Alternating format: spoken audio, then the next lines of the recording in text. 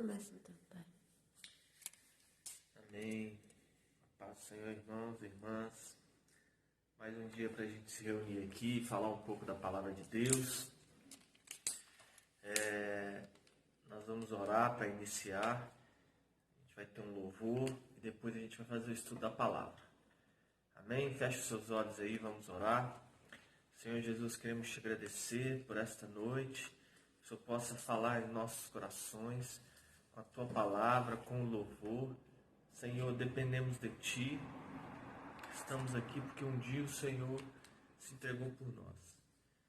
Senhor, abençoe a minha casa, cada família que está distante ouvindo essa palavra.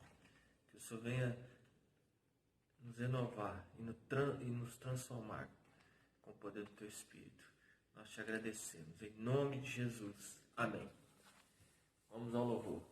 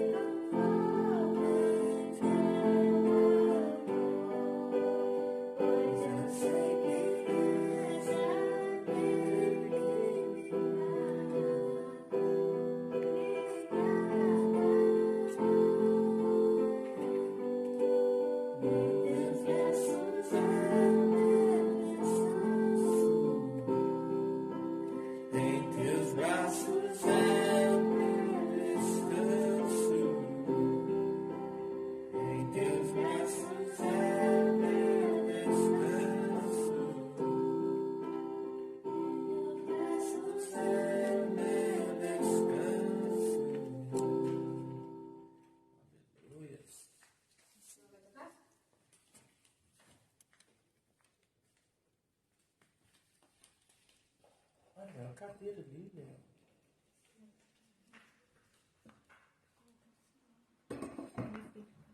Passa na frente aí.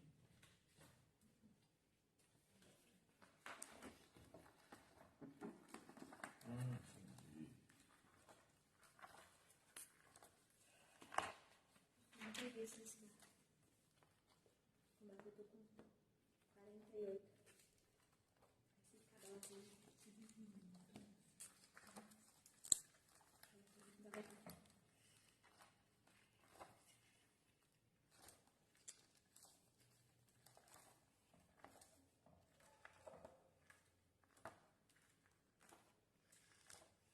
Deixa isso pronto, né?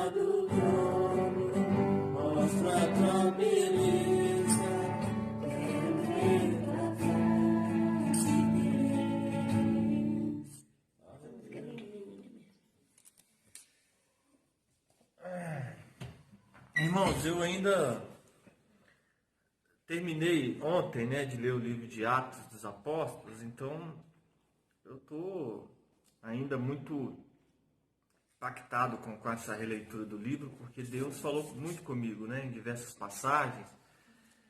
Em outros estudos a gente também trouxe de volta alguns versículos. E eu queria agora falar dessa passagem que muito me chamou a atenção. Foi quando, aqui no capítulo 23, capítulo 24 de Atos, fala sobre a prisão de Paulo. Um momento que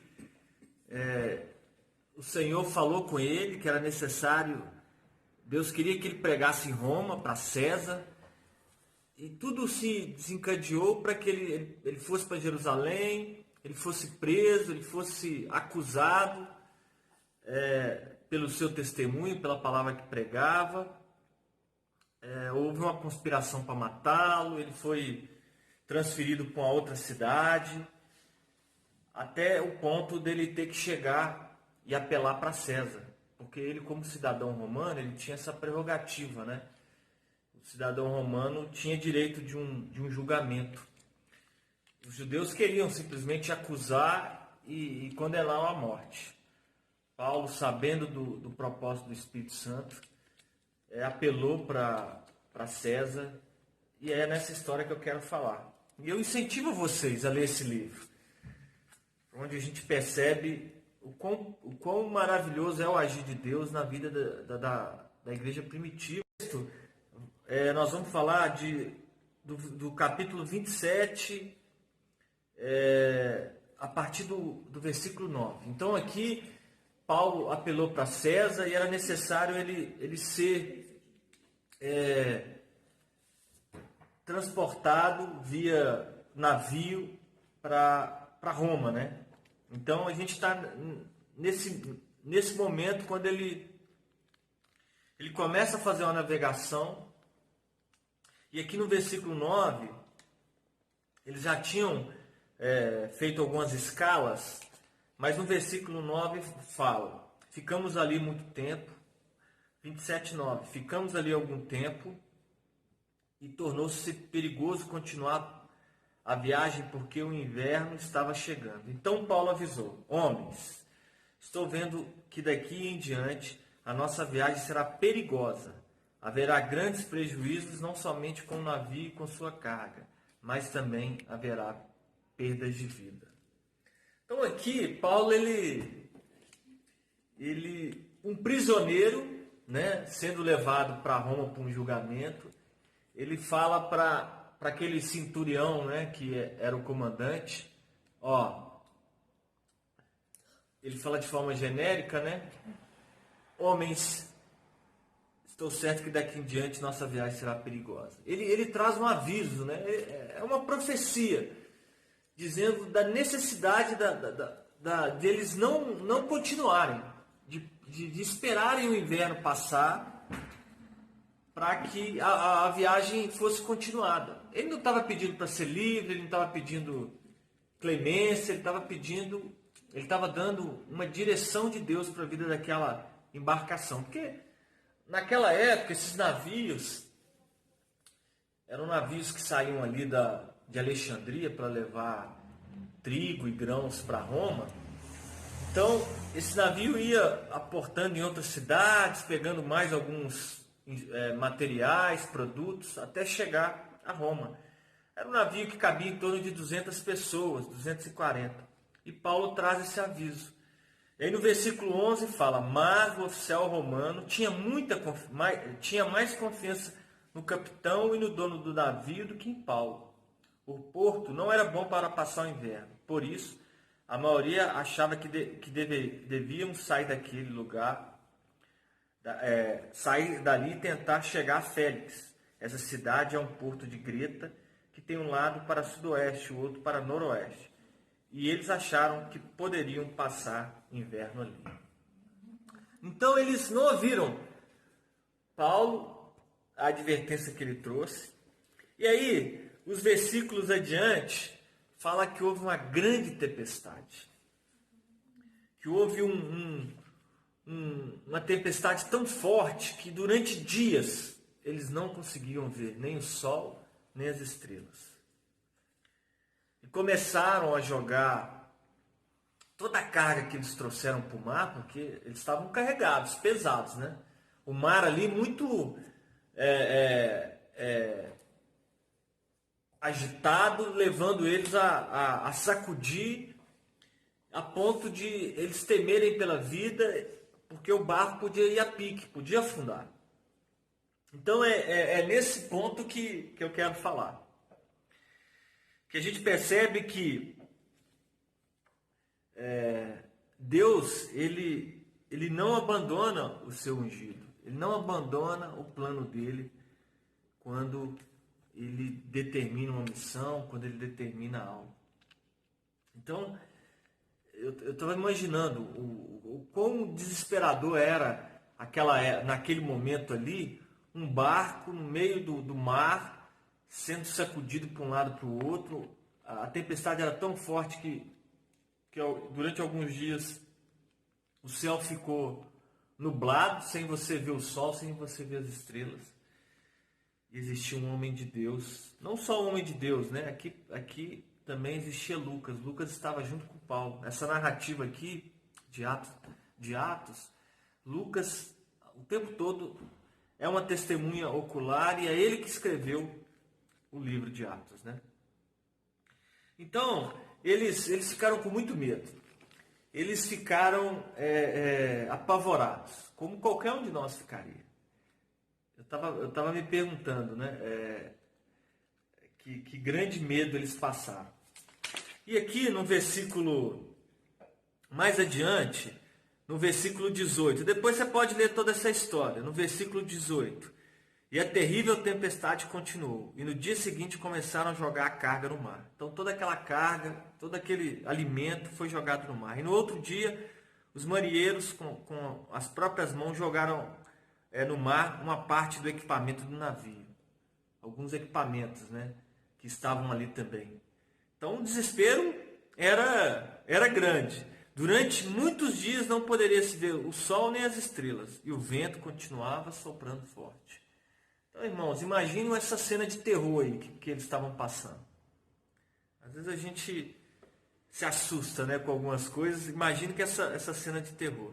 Durante versículo continuando, né? Finalmente perdemos toda a esperança de nos salvar. Perderam. Não, vamos morrer. Não tem, a gente não está vendo o sol, não está vendo a lua, é tudo escuro, o mar violento, nós vamos morrer. Perdeu a esperança. Fazia muito tempo que eles não comiam nada, então Paulo ficou de pé no meio deles e disse: Homens, vocês deviam ter me dado atenção ao que eu disse e ter ficado em Greta. Aí Paulo lembrou: vocês deviam ter me dado atenção. Eu falei para vocês. E assim não teríamos tido toda essa perda e esse prejuízo. Mas agora peço que tenham coragem. Ninguém vai morrer. Vamos perder somente o navio. Digo isso porque na noite passada o anjo de Deus a quem pertenço e sirvo apareceu a mim e disse: Paulo, não tenha medo. Você precisa ir até a presença do imperador.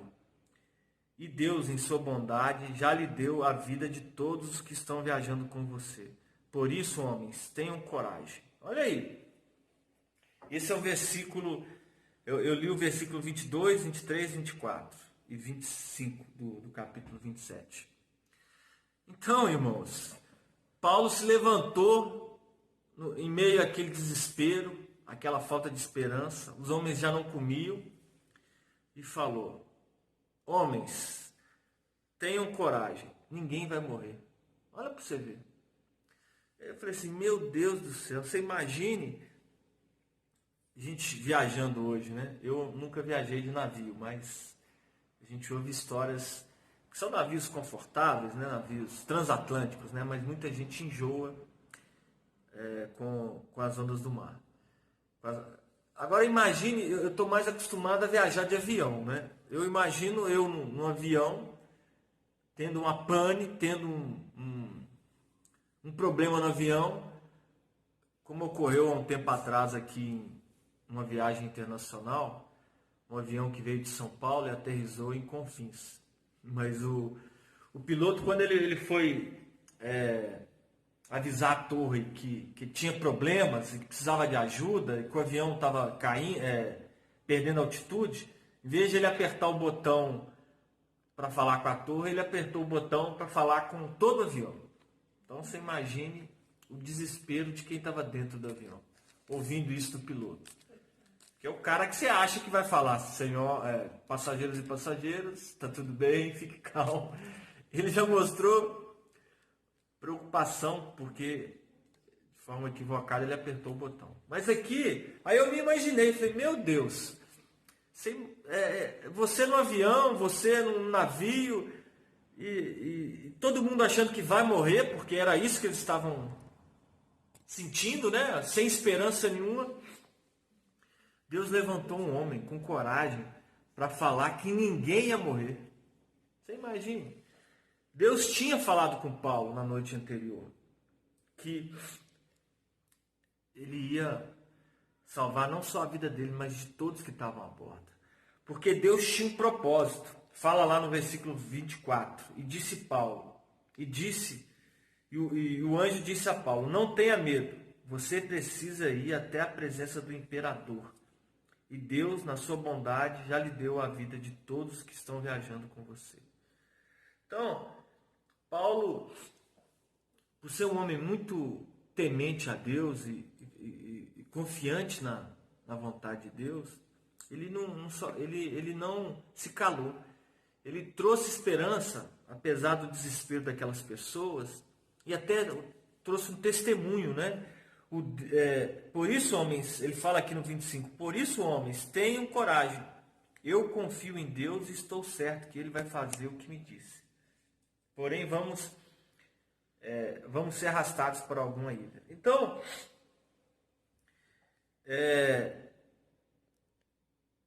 eles receberam essa palavra e ficaram chocados. Eu imagino, eu iria ficar chocado. Se eu estivesse no avião e se Deus ou falasse comigo ou falasse com algum irmão,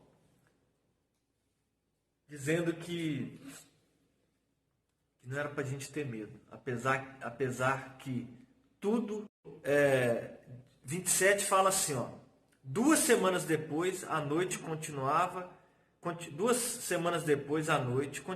sendo levadas pela tempestade do mar Mediterrâneo. Olha para você ver. Paralisou aí? Paralisou, peraí rapidinho. Tem que avisar deles antes. Voltou?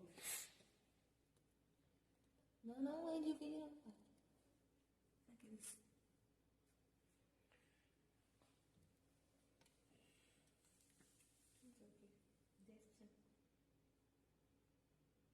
As pessoas vão aprender.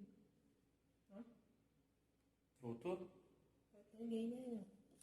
Mas está na mesma conta? Ou em outra conta? Não mesmo. A nova do Léo, né? Sei lá. Até por que não tem?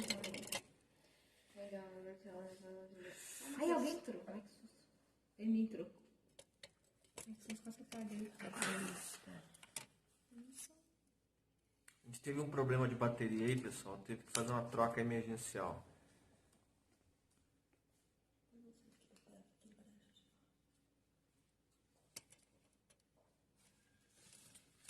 Então,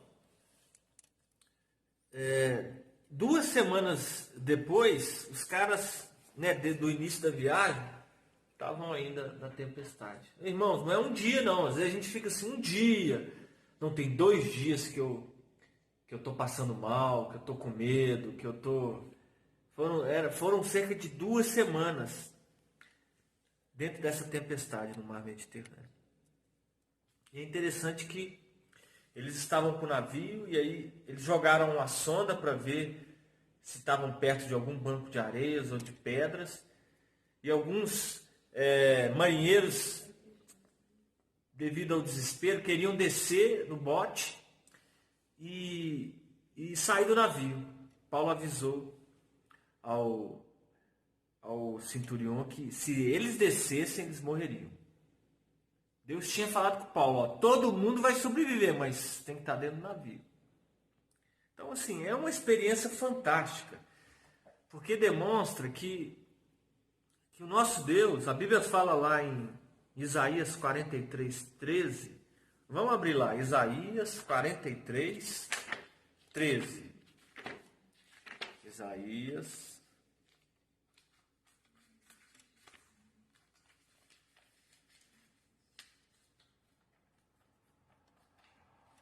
Isaías 43:13. Fala assim, ó. Eu sou Deus e sempre serei. Ninguém pode escapar do meu poder e ninguém pode desfazer o que eu faço. Em outras traduções também fala que agindo Deus, quem impedirá? Então, é obra de Deus. Tem momentos que a gente se depara com o impossível, com milagres inexplicáveis, que são entendidos só pela fé. Não tinha outra forma da gente entender essa situação se não fosse pela fé. Porque esse navio, esse barco, esse navio estava fadado a afundar e matar aquelas pessoas. Porque não existia naquela época o colete salva-vidas. Não existia naquela época lanchas. Não, meu filho, caiu no mar, era um abraço. E eles estavam passando por isso. Mas Deus tinha um plano para eles. E é interessante que, às vezes, a gente questiona, né? Os planos de Deus. Mas o Senhor, quando Ele confirma no nosso coração um propósito, e aí Ele exige de nós ação. Às vezes você pode estar no meio da tempestade, como Paulo estava e aqueles marinheiros, uma tempestade forte. Às vezes a gente fica com medo, né, quando chove aqui, como ocorreu no início desse ano, em janeiro, a chuva que houve em Belo Horizonte, que destruiu ruas, algumas pessoas infelizmente chegaram até a morrer. E a gente está na terra, né? Agora imagine você em alto mar e uma tempestade atingir. Mas não acabou aí não, irmãos. Essa história ela é muito tremenda mesmo, porque esse navio ele acaba encalhando num banco de areias. Aí alguns soldados romanos queriam matar todos os prisioneiros, porque eles eram guardiões desses prisioneiros, mas tinham medo deles pularem e fugirem, né? Aí o centurião, já sendo impactado pelo testemunho e pela forma que Paulo acreditava em Deus, ele não permite, ele dá um conselho para as pessoas pularem, aqueles que soubessem nadar fossem até a praia, e aqueles que não soubessem se agarrassem em pedaços de madeira. E foi isso que aconteceu. Todos conseguiram chegar vivos na ilha e foram recebidos. Essa ilha chama-se Malta. Depois você pode olhar aí também no Atlas, que você vai ver essa ilha. Atualmente chama Sicília, né? Siracusa, mas chamava Malta. Não, Malta é uma ilha menorzinha, uma outra parte é Sicília, Siracusa. Está bem ali no sul da Itália. E aí, irmãos, eles são recebidos, aquela população faz uma fogueira e traz alguns alimentos. Paulo está pegando alguns gravetos para colocar na fogueira e aquecer aquelas pessoas.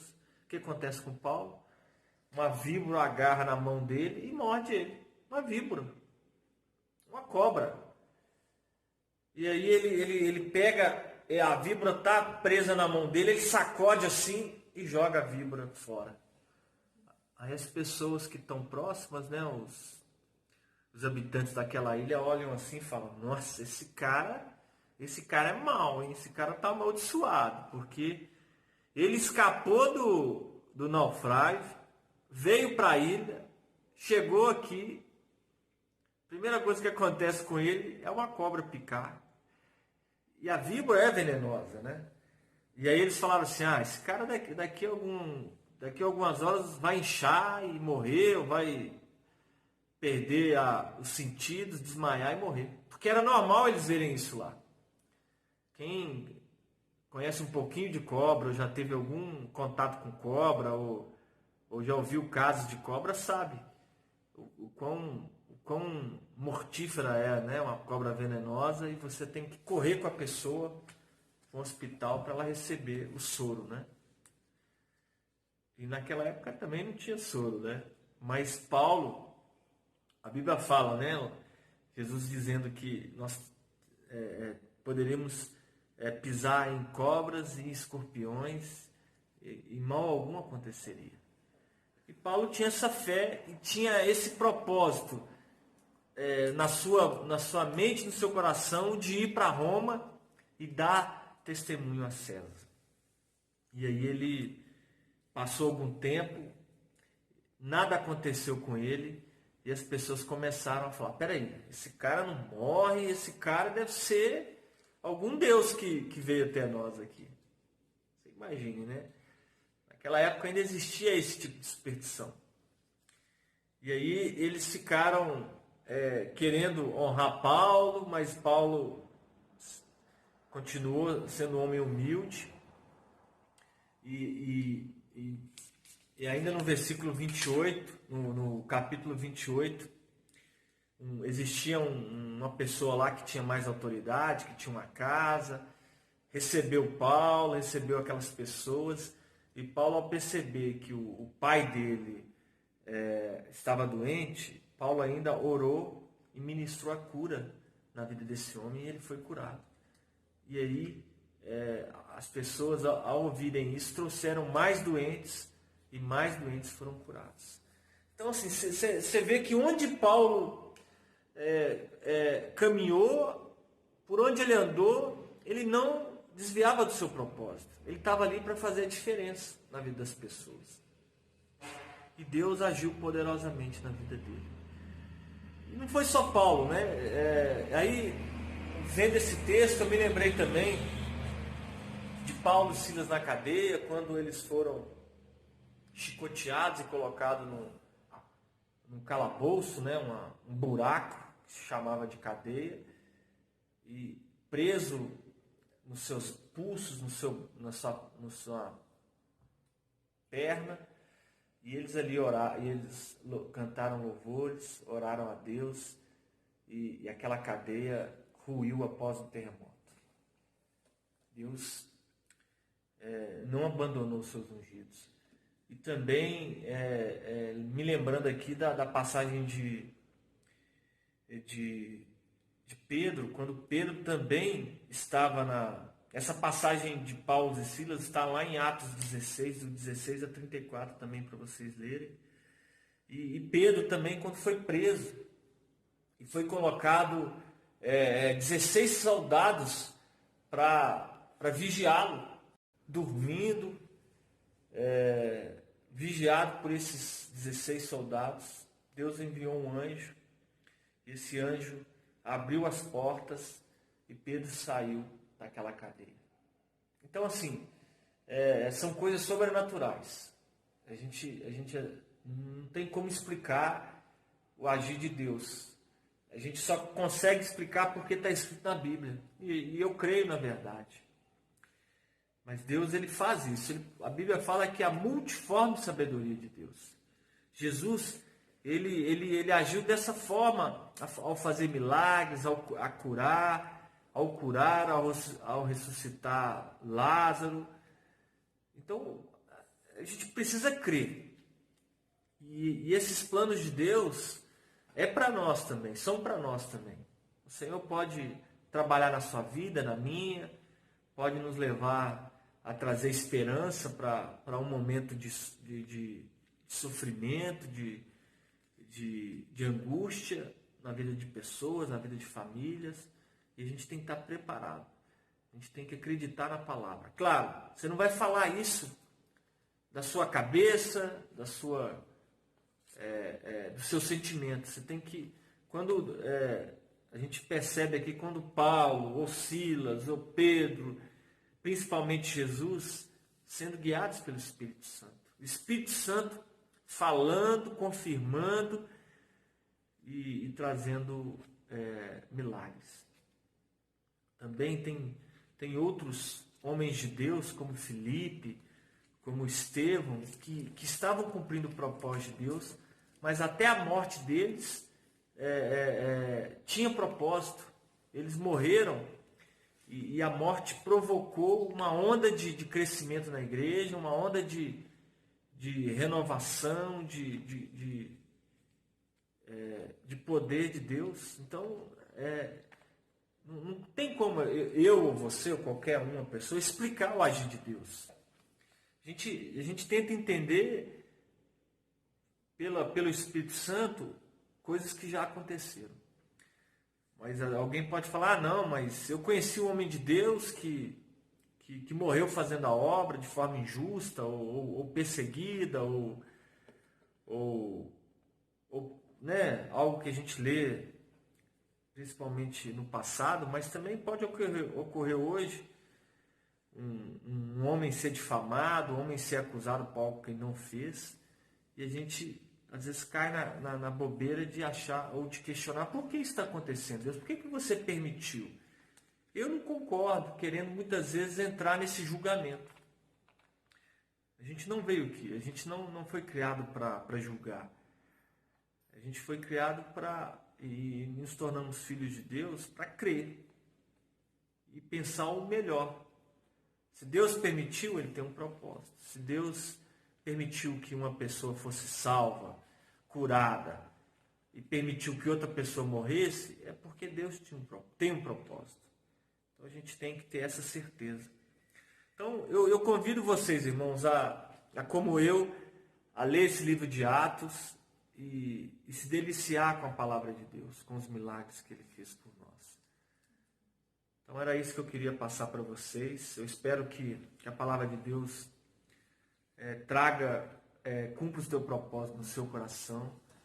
Se você quiser compartilhar esse vídeo, falar para outras pessoas, amém.